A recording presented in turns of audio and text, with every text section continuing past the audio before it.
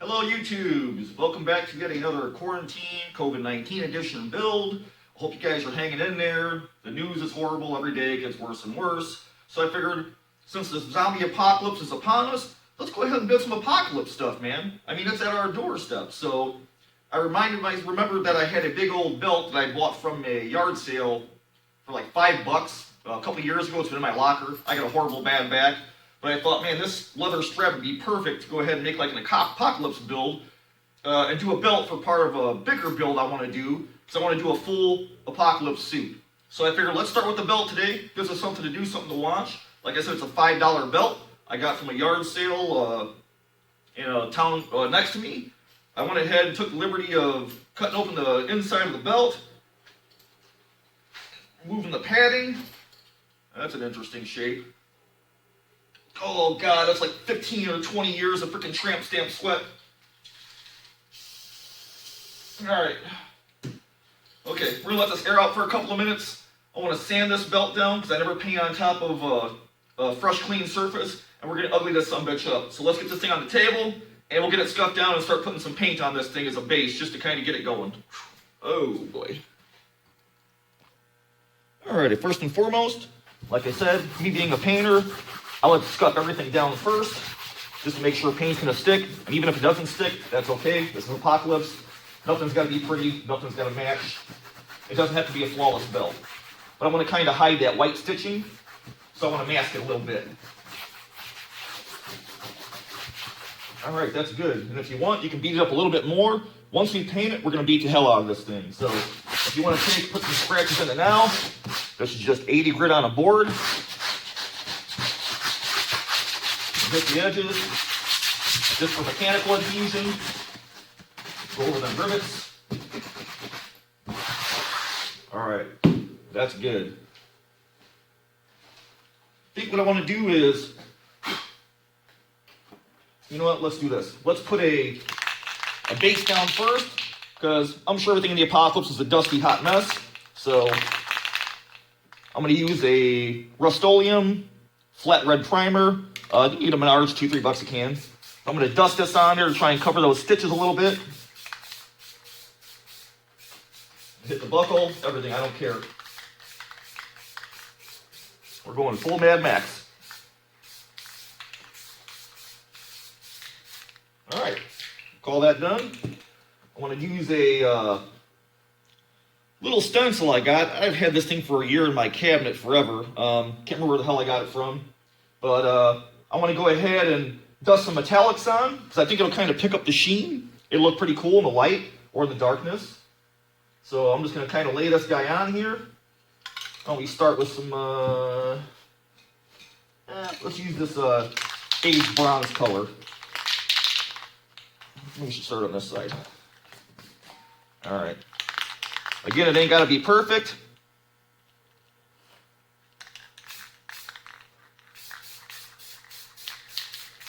Like that. Just spray it over that stencil. Then I'm going to come over here and try and line it up. Something like that. And I'm just kind of letting the paint fall onto the belt. Throw some copper sprays in there. Just let it rain down on it. Then I'll move this back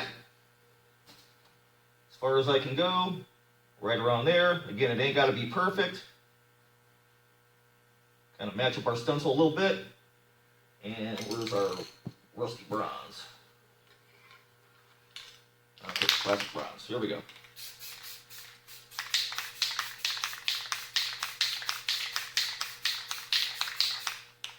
Okay. We'll hit it with our copper again, kind of just dust some color on there. Alright, so now we got kind of a cool pattern on the belt. Cheap stencil from Michaels. I'm going to go ahead and dust some more color on this belt, and then we'll get ready to beat the hell out of this thing. Alright, you know what time it is. So I freaking hate waiting. I'm going to heat gun this guy. But that's the pattern. I think that's pretty cool to start with. I like that. I think it's pretty sharp. think the metallic will pick up nice when you start throwing stuff on top of this. So it makes a nice little base. All right, I'm gonna heat gun this again, and then we're gonna come back and we're gonna beat the hell out of this belt. Alrighty, you guys can choose your instruments of destruction how you want. This is a, what do you call it, a mason's hammer. Leave some nice dents in the edge. I got my file, got my wire brush, and my 80 grit, my go-to 80 grit. I just want to hit everything and bust them edges up. You can see nice roughness that you can go right over the paint. It ain't gonna matter. You can file on stuff, make some nice rag marks. See this guy, he should leave some pretty nice dents in this thing. Oh yeah, that's pretty cool. That's shit. These nice chips in the rubber or in the leather. That's pretty awesome.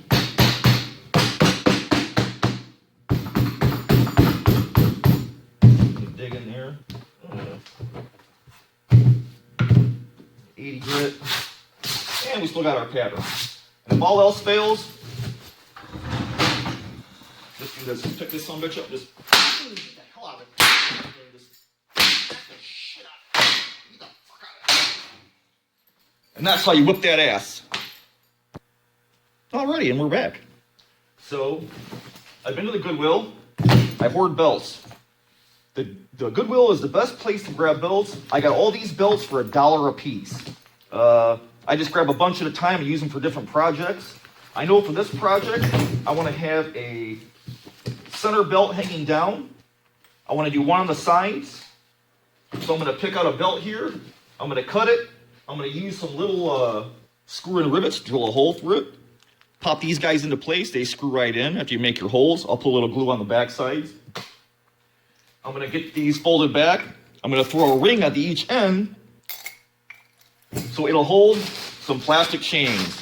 I'm shopping around on Amazon and I found 25 feet of chain for, it was like 15 bucks. They got a bunch of different colors. Obviously I went with black. They didn't have gray. Gray would have been my first choice, but I got all this chain for 15 bucks. So I want to cut some sections of this chain and I want to go ahead and link it from the D-rings or whatever to the edge and put a couple of pieces of chain on it, make it another cool element to this belt.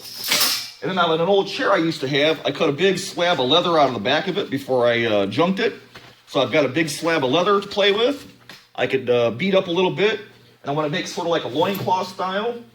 Put that guy there. So I'm going to poke him behind there.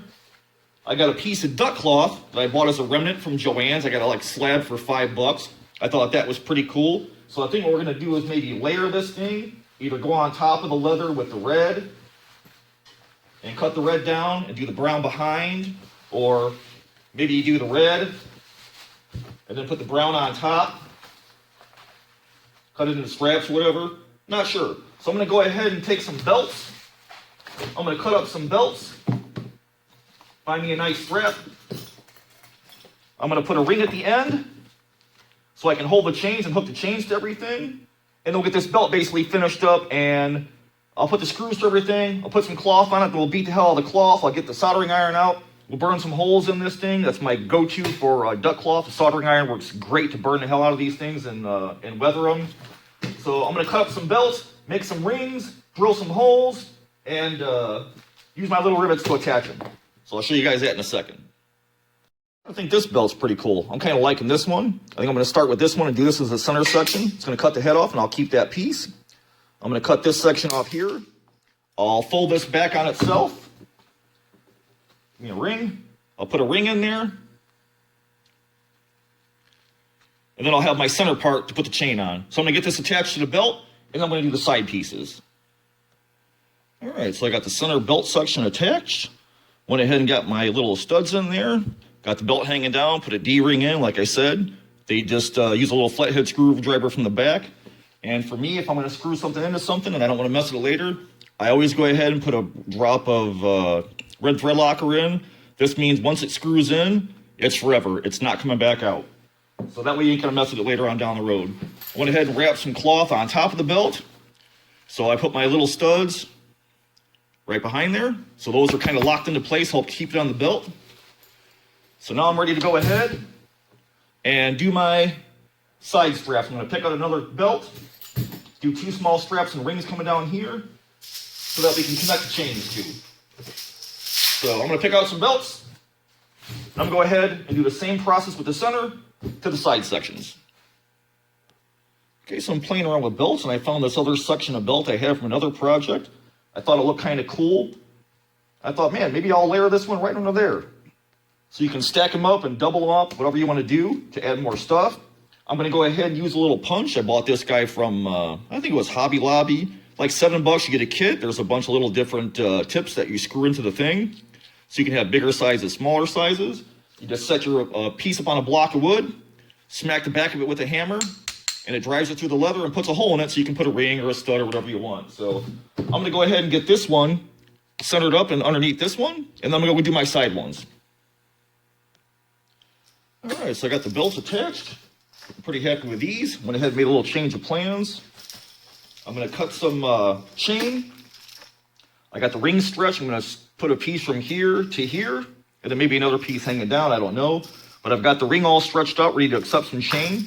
I'm going to cut some chain pieces. I'm going to go ahead and sand them. I'll probably throw them in my little tumbler, throw some paint on them to ugly them up, some rusty colors, some dirt colors, and then I'll hook the chains to the thing, to the loops, and then we'll start working on the skull for the center section. So I want to put a skull in the center section, and I want to put spikes around it. So I'm going to go cut some chain pieces, and then we'll sand them and throw some color on them. All right, so I went ahead and cut some chain, laid some chain out. This is my plan. Put one to the center ring, one to the side, on both sides. I'm going to have 2 on one side. And I'm going to have one center chain, I think, hanging down the middle. So I got a couple of pieces cut. I'm going to go ahead and scuff them up. Some of this plastic chain does have some snag points on it, which I'm not a fan of. So I'm going to run this chain and just pull it right through sandpaper to take the rough stuff off. And again, I'm just using 80 grit. And when I'm done, I'm going to go ahead and, I showed you guys this before, I'm going to throw it in my tumbler. It's just old sandpaper, nuts, bolts, screws. I'm going to put all the chain in there to go ahead and nick it up. And then I'll shake the hell out of it. And then I'll hang this up and we'll throw some color on these chains. Just make kind of die down some. All right, so I got our chains. Take them out of the tumbler.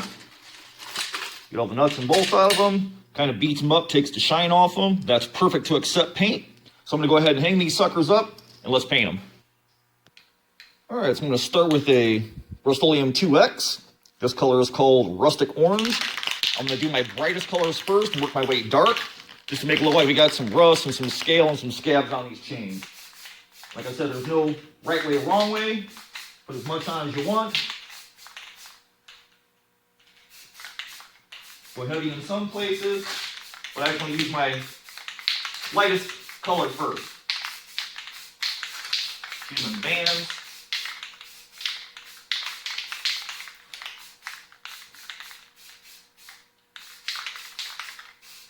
Go heavy in some places.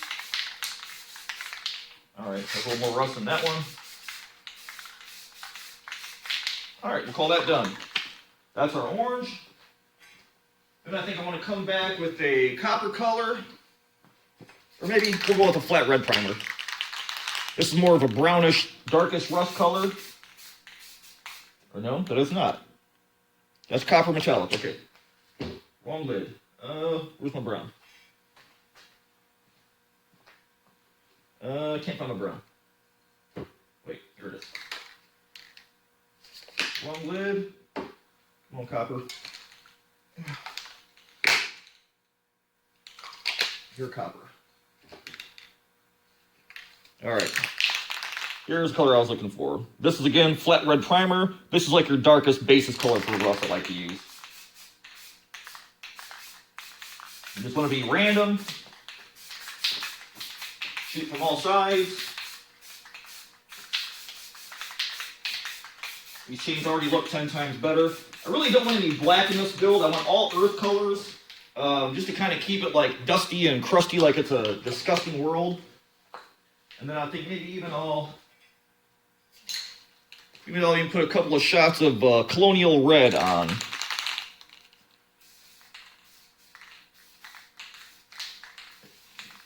Dust it on. Hit a couple of links just for color.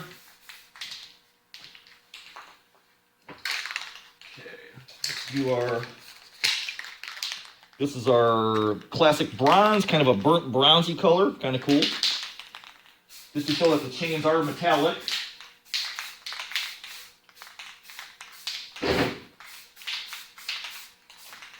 Alright, get enough of that. And we'll finish off with bright copper. Again, you guys can go as crazy as you want with this. You can leave them, really rusty. You can lighten them up. But I want everything to look like it's a dusty, crusty Mad Max type world.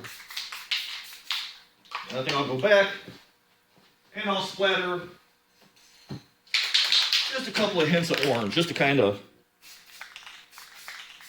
bring the rust detail. I really don't want any black in this build. Alright, we're going to call those chains done. I'm going to leave those guys hanging and dry. And then I want to go back and I want to start distressing the loincloth area of the costume. Alright, so I got the belt laid out on the bench. Got my two different colors kind of screwed in. I don't want all this red. I want to be able to see this brown behind it. So I'm going to shade this down some. Again, don't have to be perfect. The zombie apocalypse. I just want a lot of that, the brown to show through.